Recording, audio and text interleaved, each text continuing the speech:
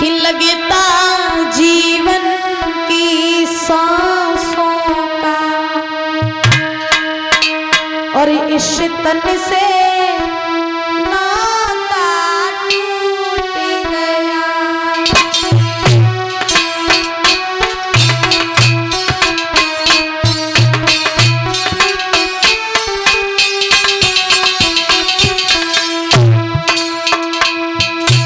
रो करके कहने लगा मैया मैं तेरे संग चलूंगा, मैं यहाँ नहीं रहूंगा, मैं यहाँ काशी में किसके पास रहूंगा। मैया तू भी जा रही है, पिताजी भी जा रहे हैं, मैं तेरे साथ चलूंगा। मैया आज तू मुझे छोड़ करके जा रही है तो ऐसा लग रहा है जैसे मेरे शरीर में से प्राण जा रहे हो। सुनो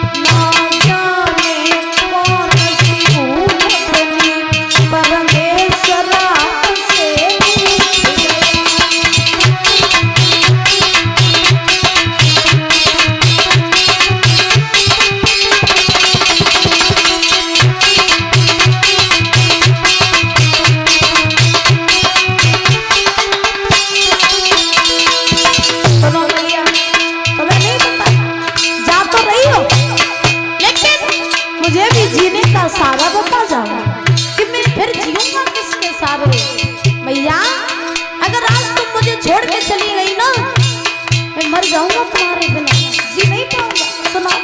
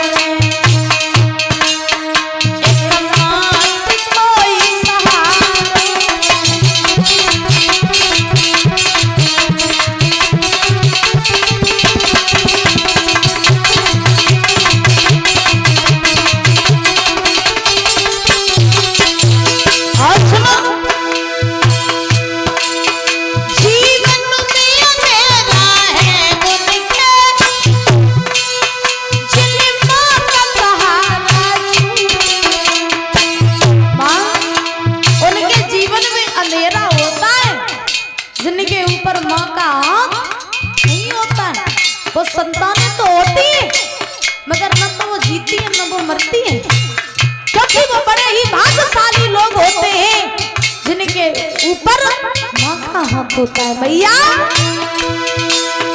जीवन में अंधेरा है उनके जिन्हें माँ का सहारा छूट गया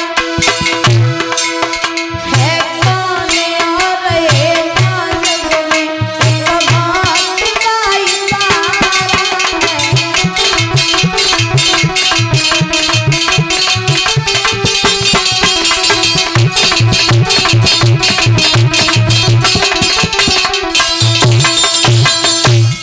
आज रोहित रो करके बोला मैया मैं तेरे साथ चलूंगा, मैं तेरे बिना जीवित नहीं रह पाऊंगा। जब रोहित ने इतने वचन कही उसी समय आज मैया तारा ने अपने पुत्र को अपने कलेजे से लगा लिया और कलेजे से लगा करके जवाब दिया मेरे लाल मैं तुझे छोड़ के कहीं नहीं जा रही हूँ, मैं तुझे अपने साथ ले चलूंगी। उसी समय आज तारा ने उस ब्राह्मणी के पैर पकड़ ली, बोली मैया 20 बार सोना दे के तूने मोई खरीद लो, अब एक एहसान कर दे जिंदगी भर मैं तेरे को भूलूंगी नहीं, एक एहसान मेरे ऊपर कर दे कि 20 बार सोना दे के मेरे लाल को भी खरीद ले, क्योंकि मैया मैं अपने पुत्र के बिना बिना जीवित नहीं रह सकती हूँ, मेरा पुत्र मेरे बिना जीवित नहीं रह सकता है। और इसी बीच में ये स्नेहलता शर्मा पुत्री श्री कृष्ण शर्मा ग्राम बराऊ से ये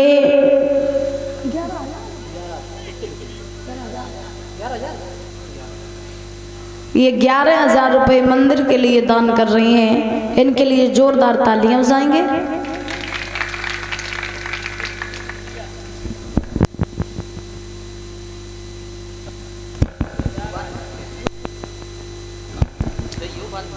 और ये 100 रुपये अतुल पाल एवं शिवम भाई ये 100 रुपये देकर सम्मानित कर रहे हैं। बहुत बहुत धन्यवाद है। और जो आपने भेजा है वो हम लास्ट में सुनाएंगे जब आरती होगी, ठीक है। बोली गोविंद भगवान ने की। तो इधर महाराज ब्राह्मणी को तारा के ऊपर दया आ गई, और जब दया आई तो उस ब्राह्मणी ने 20 बार सोना दिया, दे करके रोहित को भी खरीद लिया। और जब रोहित को खरीदा तो आज हरिश्चंद्र जो थे वो महाराज जाने लगे मैतर के साथ में। जब हरिश्चंद्र गए तो हरिश्चंद्र जब जा रहे हैं तो उन्होंने दोबारा मुड़ करके तारा की तरफ नहीं देखा। क्यों? क्योंकि उनके मन में इतना कष्ट है, हरिश्चंद्र के मन में इतना कष्ट है कि कष्ट की वजह से उन्होंने दोबारा अपनी पत्नी अपने पुत्र के मुख को नहीं देखा। और जब हरिश्चंद्र चले तो तारा बोली जा रहे हो, लेकिन जाने से पहले एक बार मुड़ के तो देखो।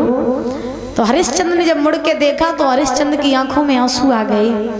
और दादा जब हरिश्चंद्र की आंखों में आंसू आए तब तारा ने एक बात कही, देखो महाराज आप जा रहे हो, हमारा तुम्हारा बस यहीं तक का साथ था, और वहां जाकर के तुम मेरी याद मत करना।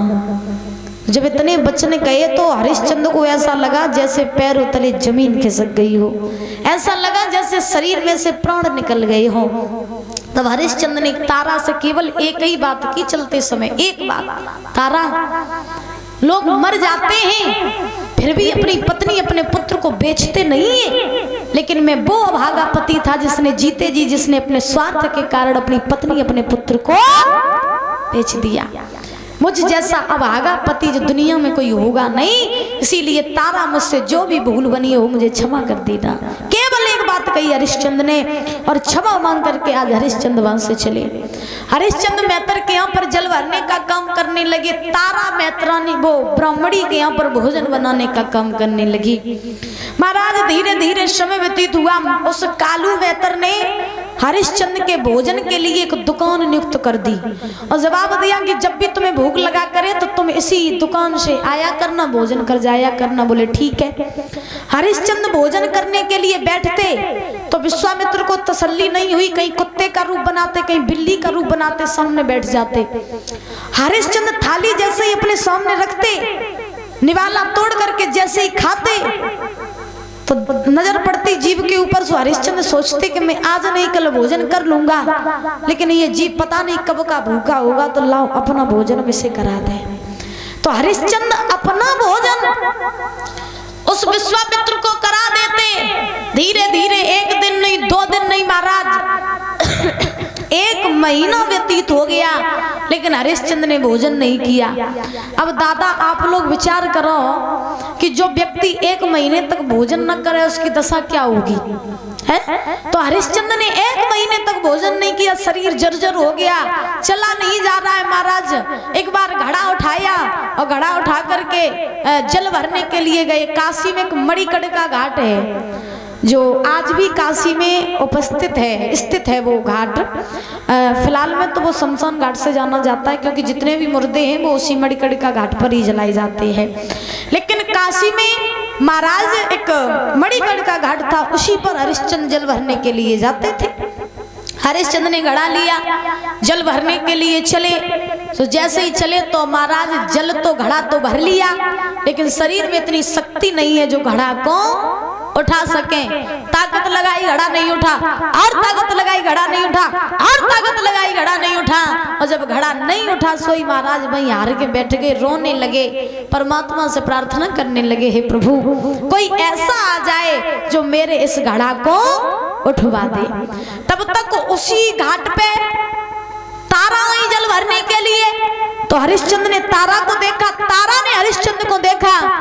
तो तारा बोली महाराज आप क्या कर रहे हो? बोले मैं तो जल भरने के लिए आया हूँ।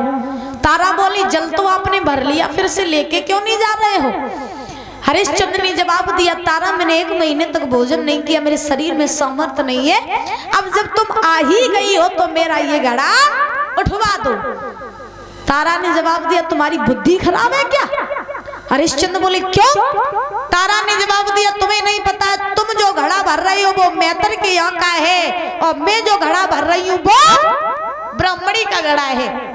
तुम्हारा घड़ा उठवाने के तो छोड़ो, अगर मैं तुम्हारा घड़ा छू भी लूंगी तो मेरा धर्म नष्ट हो जाएगा, इसीलिए मैं तुम्हारा घड़ा नहीं उठवाऊंगी। जो तारा ने ये वचन कहे हरिश्चंद्र बोले वाह रानी तारा, तुम वही तारा हो जो एक समय मेरे पीछे बिक गई थी और आज तुम धर्म में फंस गई, जो तुम आज मेरा घड़ा नहीं उठवा रही हो। घड़ा उठवा दो तारा। तारा ने खुले शब्दों में कहा मैं आपका घड़ा उठवा नहीं सकती हूँ, लेकिन मैं आपको अकल बता सकती हूँ। तो हरिश्चंद्र बोले अगर घड़ा नहीं उठवा सकती हो तो अकल बता दो। तब तारा बोली सुनो कि स्वामी